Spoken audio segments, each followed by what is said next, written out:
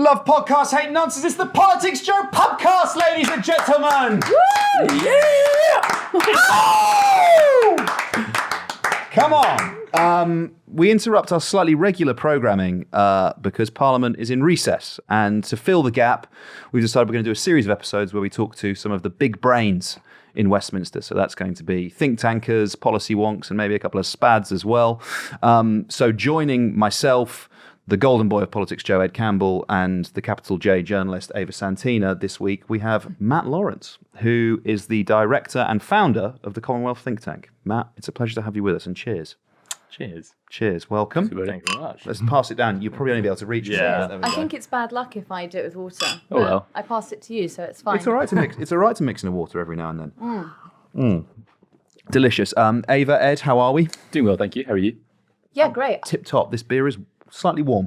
I'm not sure how I feel about your intro, because basically what you suggested was there aren't any big brains or big thinkers on the team, so we have to Did you think there were? subcontract. Yeah, what do you think I'm doing? Well, no, we cleared it up. No. I'm being self-denigrating. I think you guys in particular. Taking us with him. I think you guys in particular have ginormous brains, particularly when we discuss the House of Lords and Charlotte Owen. You guys are big brain geniuses, and I'm a weird take merchant. Mm-hmm. That's how I see it. Me too, actually. Great. And the audience. And the audience, yeah, particularly, and the audience. I'm only here to fill the quota. Great. Matt! Yeah, good, yeah. Apart from what quota I'm filling here, but No, yeah. you're filling the think tank quota. Yeah. Tell us about Commonwealth. Tell us about who you are and what you do. Yeah, sure. So we were founded, or I founded it in 2019, which now seems a long time ago in many ways. Our focus is on really economy-wide transformation, but through the prism of ownership. So through that sort of basic argument that the fundamental thing that structures how our economy operates and who it operates for is how it's owned. And so what property relations, what capitalist property relations in particular do to how we live, to how we organise our society, and to sort of the basic dynamic of the upward extraction of wealth and power. And then sort of conversely, we kind of think about, well, how can you reimagine that? How can you re-articulate how things are owned? How can you democratize ownership? How can you rethink things like, how we organize data, the energy system, how we organize the ownership and governance of business to really sort of drive a much more democratic, equitable, and sort of like anti-oppressive society. And what was it about 2019 that made you think that those political ideas might not have a home anywhere else? Well, it was in the sort of spring of 2019. Oh, okay, sure. So in that first flush of romance. No. But in some ways it's been a busy 4.5 years. And in some ways I think that it's been interesting to watch the organisation. So there's 11 of us now, including sort of a team member based over in the US. And it's been interesting to watch it evolve and sort of like, in some ways, the basic mission of ownership being at the center, the sort of gravitational force that kind of locks our economy in shape, being kind of reconfirmed through a series of crises, whether it's the differing treatment of renters versus homeowners, whether it's the centrality of intellectual property rights and who had access to the vaccine, whether it's kind of the distinction between working people seeing their wages fall below sort of inflation, and yet sort of shareholders and sort of corporate wealth exploding, kind of again and again. As we've evolved, we've seen that sort of golden thread of how our economy is owned and by who being sort of stamped on our politics and our economy as kind of so fundamental. And that's why we really think we've got to transform it as a precondition for doing anything else. We'll get into the details of all of that in a second, but I just wonder, you guys, if listening to like Matt's very top line there about that kind of politics, that kind of economics, whether you think there's particularly a political home for those ideas right now in British politics, or I don't know, just listening to that then it felt interesting to me that certain political characters aren't necessarily making the same argument. I don't want to break it to Matt, but I don't think there is at the moment, mate. It's striking. It's poetic that you founded it in 2019, and kind of the energy around that politics seems to have been evaporated. Like the whole discussion has been just moved rightwards economically. Yeah. But I think politics can move at sort of multiple speeds simultaneously. So you can have the sort of like, we're in recess, as you began with like, well, the Westminster politics, which moves at quite a sort of like very rapid, hour by hour, tweet by tweet, or X by X by X by X, depending on that. I thought you were doing like X as like XYZ as an example, but you were actually calling it by its fucking name. Exactly. Got to be, the lawyers said beforehand, you can't call it X. Exactly. Call it by my ex. So that's kind of one rhythm to politics. But then there's a kind of deeper current, and I guess in some ways the sort of judgment is how can you sort of ride the sort of surface level of Westminster politics, which does really matter, and that is kind of a narrative of our national life. But then there's a much deeper current, the sort of, and this is mixing geological metaphors, but like tectonic forces and currents that kind of go beneath, and that's about like the ownership of our fundamental utilities, which have obviously kind of exploded into the news with the water crisis or with the energy crisis, or it's about economic power and who holds it and how that relates to how our economy is owned, and then again that erupts into sort of certain moments. So it's kind of both tracing those underlying fault lines and being able to then intervene when it does erupt. And I think there's a wider, there's a sort of politics in a sort of party political sense, but then there's a politics in terms of sort of how do you fashion a kind of common sense, a new common sense that I think in that sense, there very much is a still live sense that something's not fundamentally not working in this country, that fundamentally we need deep sort of institutional and structural transformation. And I think the flip side of that is that people are very skeptical and cautious of politics as the route to deliver that. And so in some ways, how do you navigate those tensions is one of the kind of dilemmas and challenges. How are you navigating that? Well, to extend the metaphor with a boat and a submarine. So I mean, I guess we sort of, what our way of operating is to try and work from an outsider in. So we sort of do a lot of work thinking about, how can our research, our policy development be useful for communities on the front line, whether it's sort of, people working on sort of community asset ownership campaigns, renters unions, whether it's sort of, the sort of labour movement sort of fighting for living wages or public ownership of energy. But then we also try and sort of intervene strategically, sort of, I guess, more on the insider, so that, whether that's kind of national media, whether that's kind of political parties and their advisors, and kind of sort of more targeted interventions. And sometimes they don't sink at all, and sometimes, in some ways, you almost don't want them to sink. You're trying to have a horizon of ambition which is not constrained by the day-to-day of Westminster. You're trying to sort of articulate that horizon that kind of can open up, and then at some point, be caught up, hopefully, by Westminster. And on other times, it's about saying, right, well, here's an opportunity, and we're going to fight quite hard to try and make gains, and those gains might be incremental, and they might be subject to contest and pushback. But in some ways, that is just the nature of politics. And the nature. Oh, sorry. I was just going to say it's really interesting to me to hear you talking about the work of a think tank in that way, because I don't know about you guys, but I hear the word think tank and I think that's just synonymous with kind of Westminster.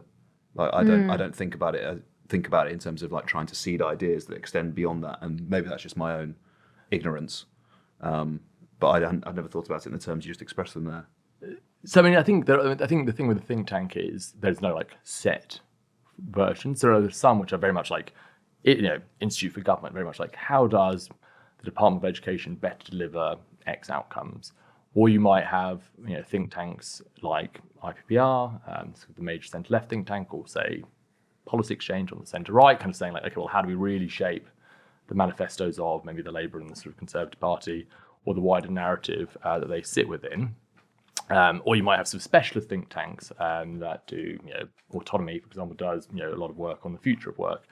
So you have different forms, and I think none of those forms are better or worse. They just fulfill different functions.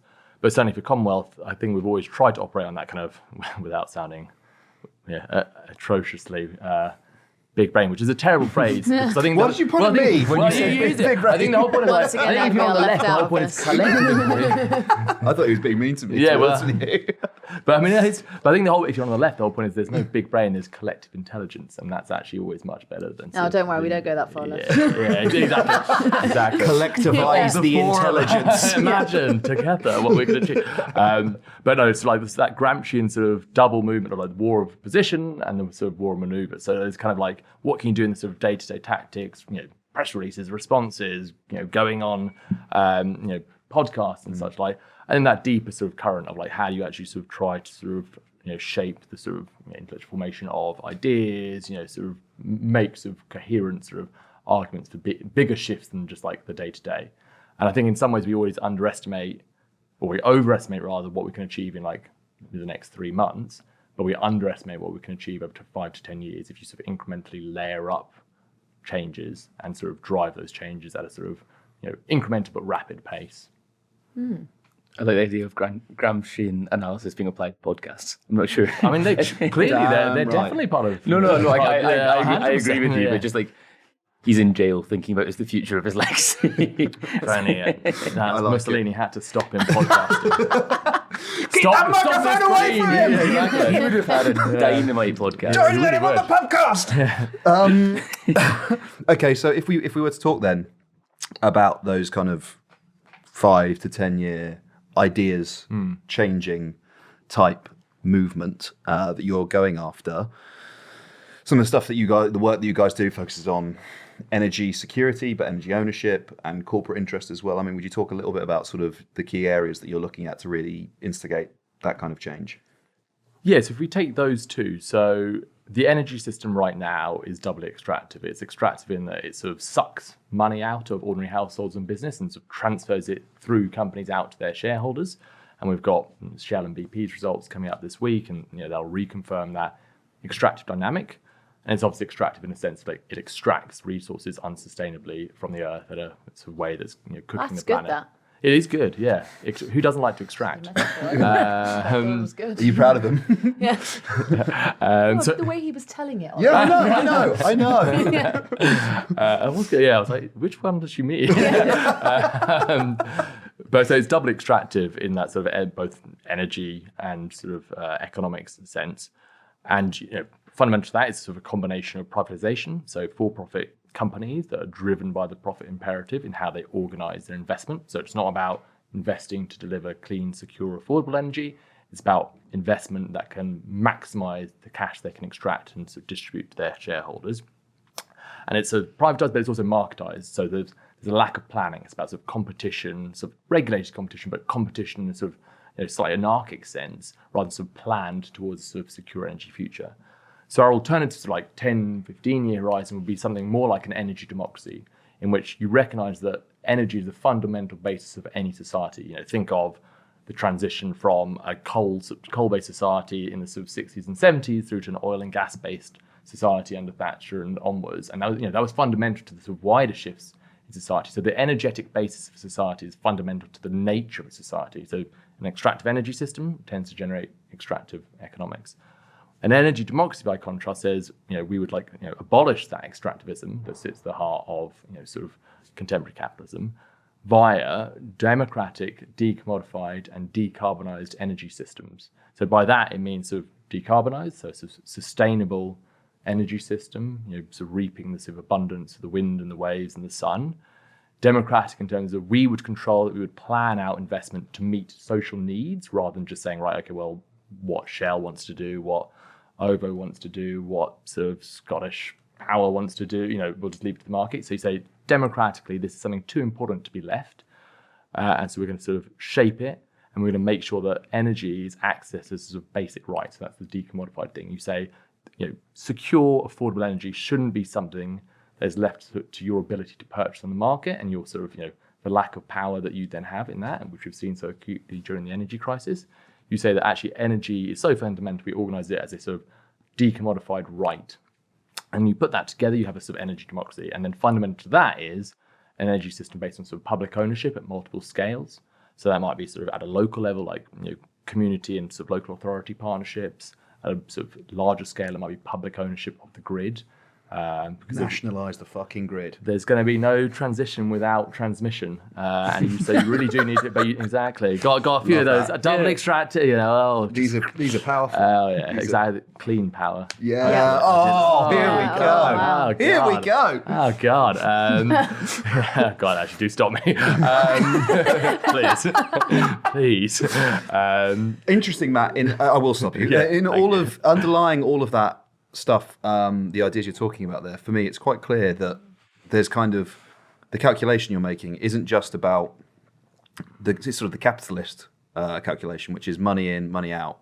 What is the profit? What is the financial gain from doing this? Rather than, okay, let's say we invest. I think the 2-child cap, right, is a benefit cap is a good example of this, where if you want to talk about just over £1 billion to spend that lifts 250,000 children out of poverty, that for me, the social good from the spend sort of totally blows away the financial cost of it, and reorienting our thinking to think about something that isn't just as simple as sort of the financial side of it, but actually the social good, the consequences for our society is fundamentally important. I feel like that's kind of what you're driving at there in talking about public ownership in the energy system.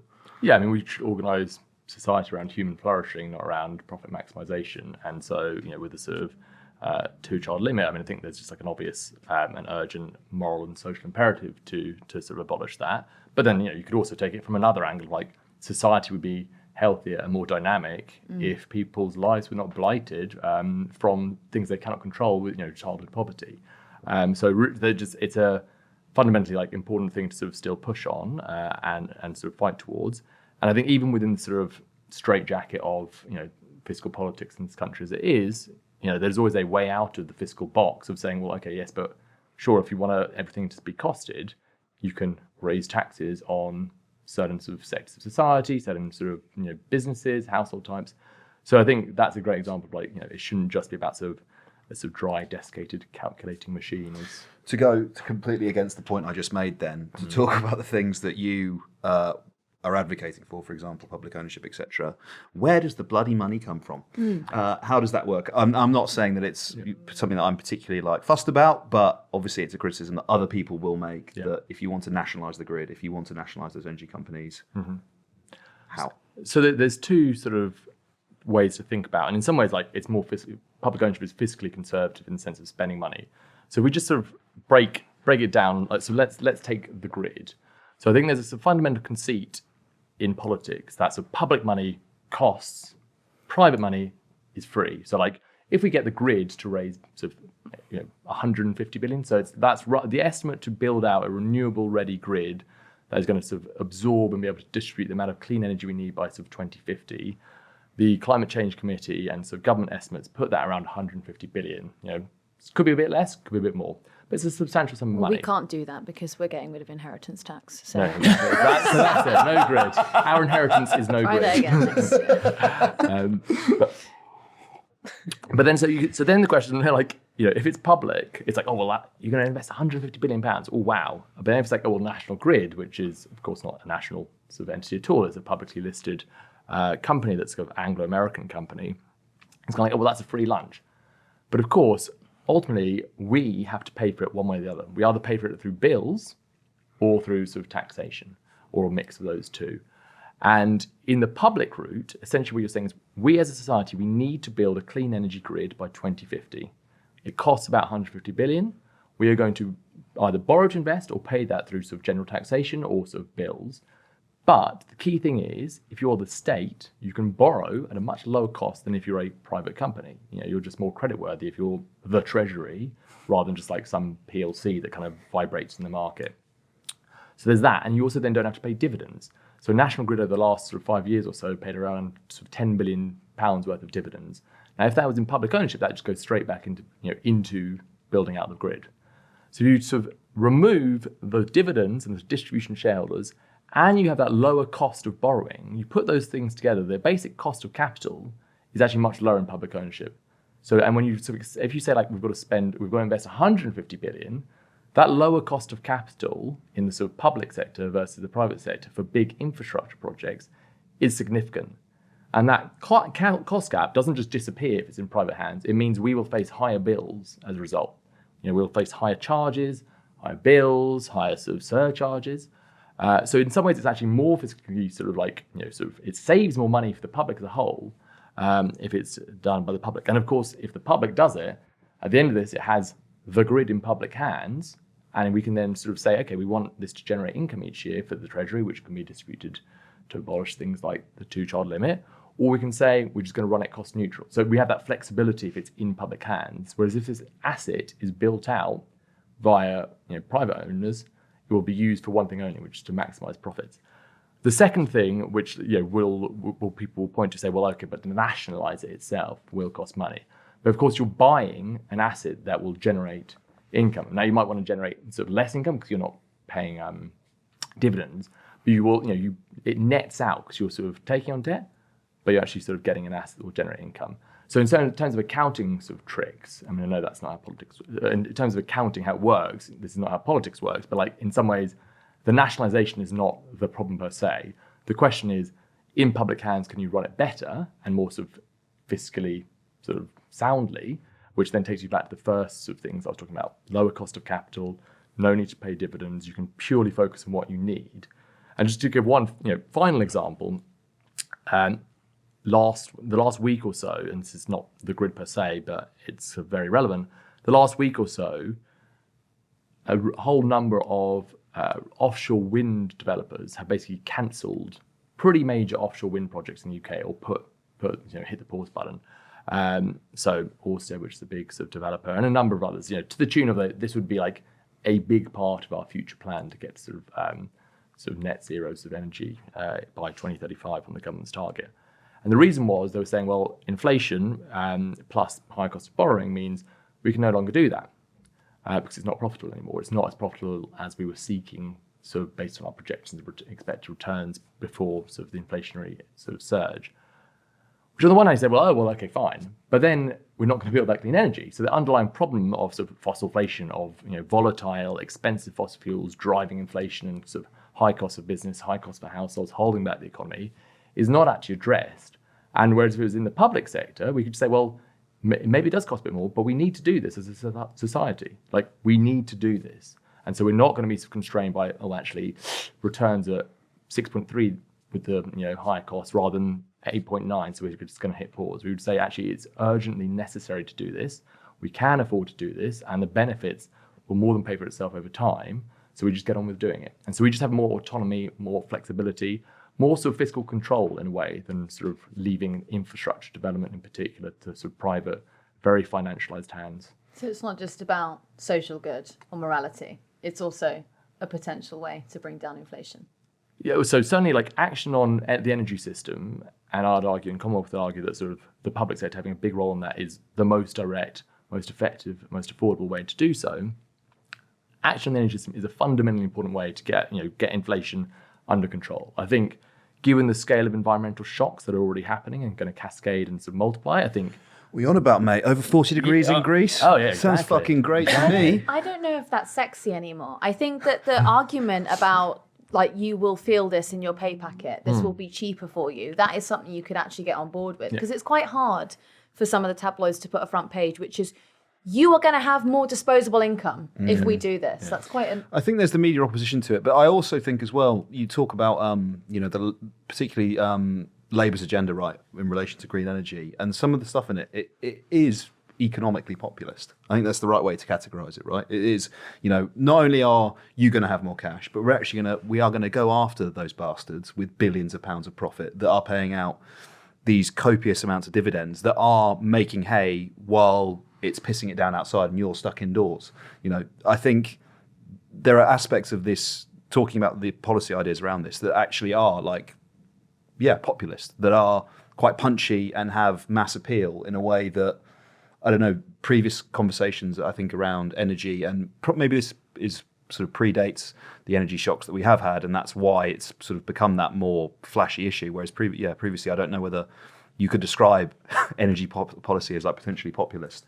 No, but I think it speaks, and both your points really about you need a material basis for a coalition. You need to be able to say you guys will have more purchasing power, then you'll have more money in pockets. You'll feel less insecure. You'll be able to do more things. You'll be able to go out more. Sort of There's no guarantee I will feel less insecure. Okay? Well, exactly.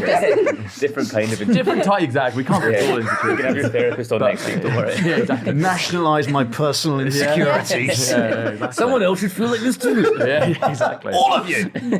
All of you. Ed, what do you reckon? Are we buying it? Or do we prefer Greece at 45 degrees and wildfires across Europe? Yeah, I don't know. I think Ava's point about making it clear this will affect you materially and improve your actual lifestyle is, unfortunately, it's quite like a damning indictment of human empathy. Do you remember during COP26, or one of the COPs, when that man who's a minister in one of the small island nations in the Pacific, he gave a speech standing in the sea that had already risen. And he was like, my island is disappearing. Everyone was like, that's a shame. Anyway, I think people the limits of human empathy are such until you can actually spend less money day to day. And also, I think you run into trouble as well because you've hardwired people to believe that you need companies like Shell and BP in order for the country to keep flourishing. Like like English people genuinely, this is based on nothing. I think that they believe that you need that kind of paymaster. And if you were to nationalise and get rid of them, then the whole economy would fall flat. Well, particularly in the case of like BP, for example, like originally it's a colonial endeavour, right? You know, the history of the company, it's not necessarily just private enterprise, right? It was originally the Anglo-Iranian Oil Company, right? And then unfortunately because of a small coup in relation to Mossadegh, they're like, no, maybe we need to rebrand. We need to rebrand the company. British Petroleum, fantastic. It's not. The Shah's oil. Are you saying it's foreign oil? Is that what it is? Are you trying to... And as such, we should deport it back to Rwanda. Yeah. No. Back to Rwanda. Yeah. Sorry. No. We should. When it tries to enter Britain, sorry, we should deport it to Rwanda, which is not where it came from. And then it can reapply. Yeah. Exactly. Yeah. We were talking about energy security, Matt. The other sort of side of things that really interests me in Commonwealth's work is the sort of asset management side of things, and particularly Blackrock. Your work into it. So could you talk to us a little bit about that? Yeah, so Blackrock is sort of, I don't know how much the listeners will know, so to speak. Blackrock is this, in some ways, the most powerful company that you'll likely never heard of. So it is an asset manager. So it doesn't necessarily do things directly. It's not like BP or Shell or some of the companies we've been talking about that business might be generating oil or whatever it might be. BlackRock instead owns a vast portfolio of assets, mainly shares, but increasingly bonds, increasingly sort of real estate. So it will often be the biggest single shareholder in most publicly listed companies. So a lot of what we sort of do is sort of dig into, sort of forensic corporate analysis, like who owns this company, who profits from it, how much the shareholders getting. And you also kind of ubiquitously find that asset managers, but BlackRock in particular, will be often the very biggest shareholders. What they do is they sort of aggregate vast pools of money, so of wealthy investors, of pension funds, of private individuals, and so it's not it's not like Larry Fink, the CEO, owns these shares himself. He owns on behalf of others, but in doing so, they are sort of this vast company that have this strange mix of structural power, but are also quite passive. So why that I mean is they're universal. They sort of have their fingers in every pie. They've got more than 10 fingers, to put it mildly. And toes too. Exactly, toes too. They've got 20 digits in the global economy. But they're quite passive at the same time. So their whole thing is you used to have active sort of asset managers. So you'd give your money to someone and they'd say well, I'm going to invest in I'd actively track the market and I'd kind of put money in various companies. Whereas BlackRock's is they kind of just dole it out as sort of universal sort of portfolio, but then they don't sort of do much with it. They don't engage much with these companies. And that sort of has a whole series of implications around concentration of power and wealth, but also around how you manage things like climate risk when you have some of the world's largest shareholders being fairly passive in terms of how they engage with the companies they own shares in. So are they actually going to engage and say, right, you need to pay your workers more, you need to sort of shift your climate policies.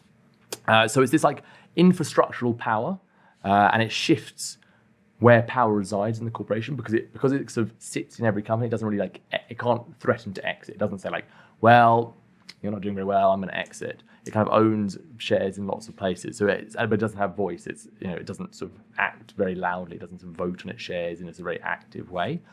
So it's this kind of power by accumulation. But what it says matters in terms of Larry Fink in some ways is one of the key figures in global capitalism. His diagnosis, his thinking essentially. He writes this annual letter, which is kind of a must read thing. But I think in some ways sort of the flip side of that is what they hold assets in, which is sort of corporations, which I think in some ways go back to much like sort of BP's origins. The corporate form emerged as a sort of legal and political institution of colonial dispossession. So as think of the sort of East India's company, sort of some of the first companies that were sort of incorporated were incorporated to kind of de-risk shareholders and investors in that company, to enable it to go across the seas and plunder and extract and expropriate the wealth of other people in other places. And in some ways, like the corporate form, in some ways, still retains that same basic dynamic. It is a legal and political institution that enables the combining of labour and capital for the purpose of production. But currently, that production is organised ultimately for the extraction and exploitation and expropriation of wealth upwards. But I think the key thing is, we'd argue, is that just as you can kind of reform, asset management so that there's much more of a collective voice. So, for example, ordinary pension holders have much more of a say in how their pension wealth is sort of allocated and how that is voted on. How your pension wealth goes into shares and then how your share is voted on. So, just as you can do things to sort of change asset management, our argument is that the sort of corporate form is, like, in some ways, like the fundamental sort of unit in our economy, and it's often presented as, well, this is just like, this kind of just emerged, it's just kind of fell down from the sky, and it's just kind of, that's what it is. And that, the powers that it distributes within the company, the decision making within the company, the behaviors it then encodes, that's just how it is. Whereas actually, it's obviously like deeply social, it's politically constituted, it's legally maintained, and therefore it's very malleable. It's subject to public action. We can reimagine the corporate form. And I think there's actually something quite, despite its like origins, there's something extraordinarily powerful about the corporation. Like, think of the extraordinary creativity and wealth it does unlock, but it does so in ways that reinforce and sort of reproduce inequality that are completely unsustainable in terms of the planet. So it's kind of like, can we reimagine fundamentally the corporation so that labour, which is the source of wealth in the world, like, can that have a genuine, strong voice at the table? Can we think of the corporation as almost a commons, an institution that is stewarded collectively to create, genuinely inclusive wealth, rather than just like a vehicle for the upwards extraction of wealth? So it's, it's very complex, and there are tools to do that around company law, around how you regulate the company, around how the company is owned. But I think fundamentally, if you don't get that vehicle, that engine of extraction, sort of retooled to sort of be much more inclusive, then you're always going to be sort of running up an escalator in terms of trying to build a more equal, sort of sustainable society. So, like, thinking about that legal and political institution that is the company, the corporation, that really should be recentered in our politics as a kind of site of contestation, a site of rethinking, if we're going to actually make genuine progress. I need an example of this. Sorry. Yeah. Sorry. I guess, and I double up on that as well. I double up on that as well and say, please give an example, but also how feasible is it when the company we're talking on the opposite side of this has trillions of dollars of money. Wait, can I also put in one more question? Yeah, sorry, I go don't ahead. actually also understand how, if they've got no power, if they're not influential on the board, then colour me stupid, but why is that a problem then? Why is that? How does that affect workers getting pay rises or where people's pensions go if they're not saying anything on the board? Yeah, so in terms of the corporate form, so like, if you think about what's the fundamental like tension between like where society's income goes, like between labour and capital, so in some ways like workers versus shareholders, over the last sort of 20 years or so, average wages, or sort of average shareholder payouts have gone up 6 times as fast as average shareholders. And that's in part because of how, not only, but in part how we design, the corporation. We say in law, you've got to legally maximize shareholder wealth. So you've got to sort of organize production in the company, not to sort of pay good wages, not to meet social needs, not to create innovation, not to meet environmental standards, but to maximize wealth. And so there's this like hydraulic force which sort of forces companies, even when they want to be good, to sort of actually bend towards like extracting money out and distributing it to shareholders and distributing it at a pace that is far out of excess with what they invest in terms of sort of in proportion, they sort of are they're growing how much they distribute faster than they're growing wages. They're sort of underinvesting. Britain is chronically underinvested in, and that's in part because the rules of the corporation say, look, your priority is to get money and distribute it, not get money, reinvest it, get money, raise wages. Right. And so you can kind of think about like investment problems, inequality problems, who has a voice within the company as like all about the rules of the company, like who matters, who's got voice, who's got say, and that's all down to like the rules of the company in a way. And I guess the key thing is those things are all changeable. The Companies Act is a piece of legislation which defines, is the longest piece of legislation in British sort of legal history, and it sort of defines, whose voice matters, who is a member of the company, what's the purpose of a company, like who should sit on a board. Like when they sit on a board, what powers do they have? Can workers sit on a board?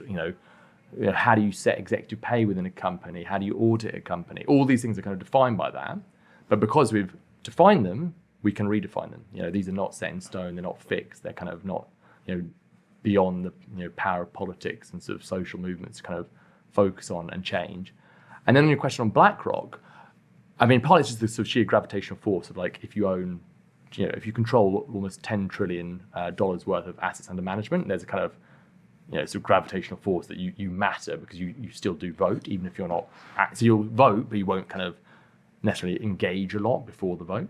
So that matters, and you kind of set standards within the industry. And because you're passive, you're probably less likely to be like, I'm going to be really engaged and support you. But you still do get involved at the end. Yeah, you still would vote, etc. Right. But far less than kind of your typical like active managers. But there is a sort of debate. There is a sort of live academic debate around how far does it matter. I think there's a recognition there's been a big shift in capitalism. So there's been a shift from sort of active to sort of passive management. There's been a shift from fairly dispersed ownership towards much more concentrated forms of corporate ownership.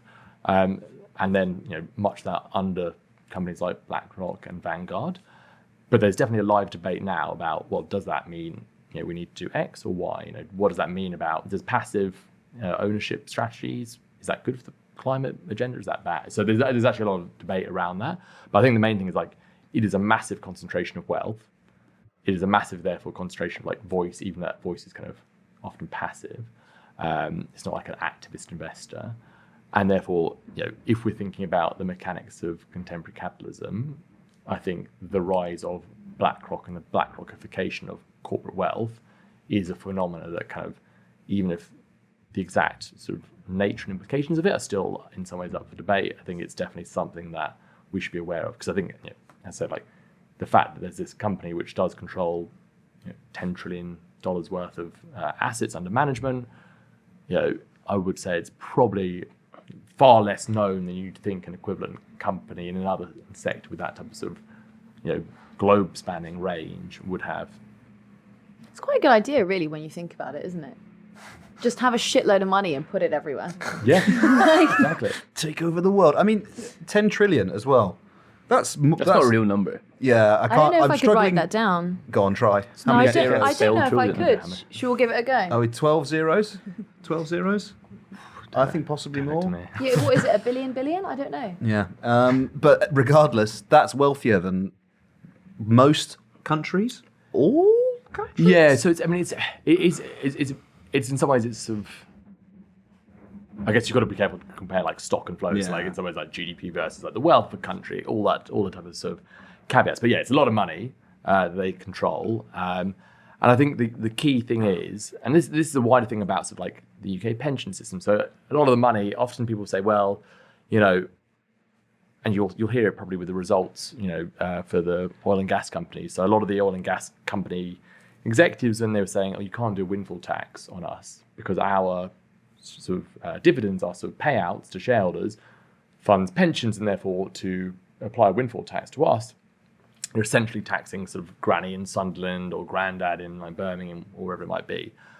And in some ways, like when people say, "Oh, BlackRock," but it's just pooling all our money, so it's kind of just like an asset manager on behalf of us.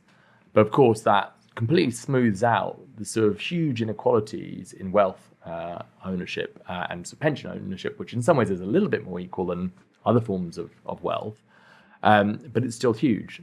So if you're saying, okay, well, companies should be like voting within a company at AGMs, or who gets to go and speak to executive directors should kind of be like big asset managers, big shareholders, big pension funds. People say, oh, well, that's our money. But of course it's not. It's like a hugely unequal distribution of wealth in the first place. And therefore it sort of skews who has a say in companies and who benefits from the sort of shareholder dividends towards the wealthy. And so actually, like in some ways, going back to that point, you almost want to rearrange the corporation. So it's less, it's more about who work, the producers, a sort of democracy of producers rather than a democracy of wealth, which is a sort of paradox. And then within sort of the pension system, it should be less about like, okay, well, if you manage to save a ton of money during your working life, which is obviously then skewed by all the inequalities we know in the labour market, you get income security in retirement. And if not, you're on your own. We should be thinking about almost like a public, a much more substantial public pension system that provides sort of income security and retirement for everyone, based on sort of like general taxation rather than relying on financial markets as much as we do currently. What would you do with 10 trillion quid? I just don't believe that amount of money exists. Like I believe you, Matt, because you're an expert. So I have to. But is that like? It's just utterly unfeasible. That's like it sounds like you have made up that. It sounds like you are actually a bad faith actor, and you're trying to doctrinate us. Do I want to know? Do you actually want to know? How? Because what you do with it? Yeah. Yeah, of course I want Do you to. That's why I actually asked. Okay, Yeah. because I have a group of friends and I who've all decided what we're going to do when we win the lottery. Yeah. That's not. How much money do you think you win with lottery? $10 trillion? I think this will cover what we want to do. Yeah, go on then. So what we want to do is buy Peckham Town Football Club, right? Yeah, okay. And then Think you'll have some change left over? yeah, and then we want to build the Elizabeth line out so that it reaches it. Okay. And I think that would be enough. Still a bit there. In my head, I was thinking, that Blink-182 music video where they like get on the roof with the leaf blowers and they're like shooting cash at people in the street. And then I was thinking, would a roof be able to hold $10 trillion? What does that look like in like I can't physical? imagine. I can't dollar imagine this ever bills? been Or like $100 bills. in one place. Do you know what I mean? We need to know how many zeros it was first. I think the audience should send us cash and Yeah. see We'll if we figure it can out. see if we can get build this out roof to $10 trillion. collapse. Yeah. if everyone sends us $1, we'll have enough because our audience is 10 trillion. Yeah, if he's going to make up shit, so can you. Exactly. 10 trillion viewers. Yes, exactly. Matt, it's been an absolute pleasure having you in. Thank you so much for coming. Cheers. Thank you, Matt. Cheers. Cheers. Cheers. Mixing the water over. Love Sorry it. about that. Cheers, Ed Campbell. Cheers. Cheers. See you on the Matt. next one, guys. Cheers. Cheers. Oh.